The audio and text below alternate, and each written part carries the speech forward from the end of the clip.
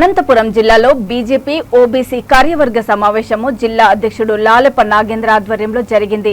ఇందులో రాష్ట్ర ఓబీసీ ప్రధాన కార్యదర్శి మురళీనాయుడు, జోనల్ ఇన్ఛార్జి రామాంజనేయులు, జిల్లా ఇన్ఛార్జి నటేష్ కుమార్, జిల్లా ప్రధాన కార్యదర్శి Sanjeevarayudu, IT cell convener OBC Manjunatha Goud, జిల్లా ఓబీసీ ఉపాధ్యక్షులు దిలీప్ వెంకప్ప, కార్యదర్శులు Murali, Ganesh, policy and research Surendra తదితరులు పాల్గొన్నారు.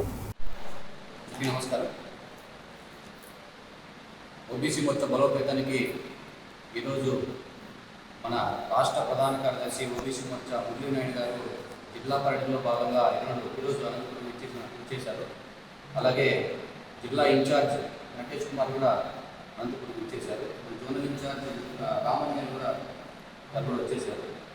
ముందుగా మన ముఖ్య అతిథిగా విచ్చేసినటువంటి మురళీనాయుడు గారిని మాట్లాడుకుంటున్నాను.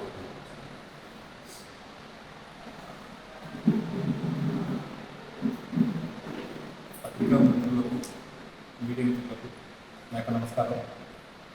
ఈరోజు అనంతపురం జిల్లా ఓబీసీ మోర్చా జిల్లా కమిటీ నాయకత్వంలో ప్రధానంగా సంస్థాగతులను బలోపేతం కొరకు ఇక్కడికి రావడం జరిగింది. ఈ సంస్థాగత బలోపేతంలో భాగంగా ఇక్కడికి వచ్చి మేము పరిశీలన చేస్తున్నాం.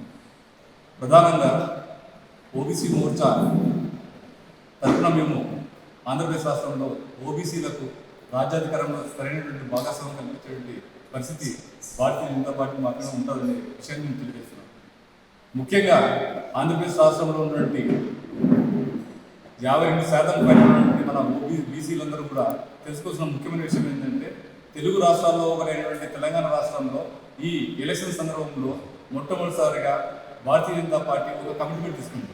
ఈ కమిట్మెంట్లో భాగంగా అక్కడ బీజేపీ పార్టీ అధికారంలోకి వచ్చిందంటే, ప్రజలు బీజేపీ పార్టీ గెలిపించారంటే ఖచ్చితంగా బీసీ ముఖ్యమంత్రి చేస్తామన్నటువంటి ఒక హామీని ఒక ప్రధానమంత్రి గారు అమిత్ షా గారు వాళ్ళు వచ్చి ప్రకటించారు.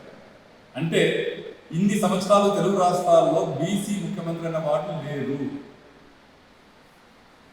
బీసీలకు సంబంధించిన పార్టీ అని చెప్పుకున్నటువంటి పార్టీ ఇక్కడ ఆంధ్రప్రదేశ్ రాష్ట్రంలో కూడా ఉన్నాయి. ఉదాహరణకు తెలుగుదేశం పార్టీ బీసీలకు మాత్రమే మేమే బీసీలకి సంబంధించిన పార్టీని చెప్తున్నాయి, కానీ